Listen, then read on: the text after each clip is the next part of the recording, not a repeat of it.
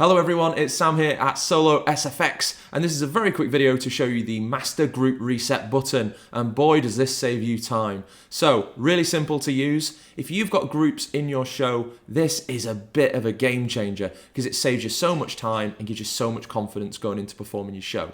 So let's take a look at it. Well, as you can see on my show here, I've got a couple of groups on the right hand side, which are double stacked here. So I've got a group here with some ABBA and a live cam, and then I also have a group which has some American authors and a live cam.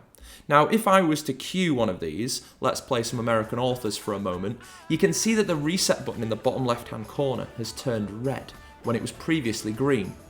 And that's because when it's green, it means all the groups are reset. But when it's red, it means that a cue in a group or multiple groups have been used.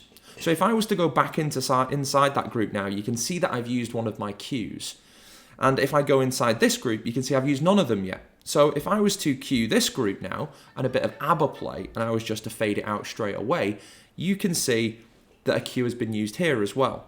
Now normally I would have to go into each one of those groups and hit the reset group button, whereas now all I have to do is tap that red button in the bottom left hand corner and it turns green. And like magic, all of the groups have now been reset. So if I go back into these groups, you can see that the cues are ready to go from the beginning and I'm absolutely set, good to perform my show again. Now it's worth mentioning that the group reset button works on a show level. So it'll only reset groups in the active show. So for example, if I was to cue this group again, you can see it's turned red in the bottom left hand corner. If I was to now go into a different show, so let's call it the kids show here, you can see the button has turned green. And that's because no groups inside this show have used a cue. And in fact, there aren't any groups inside here, so there's nothing to reset. But if I was to have a group that hadn't been used, the same thing would happen. So it's actively changing depending on what show you're in.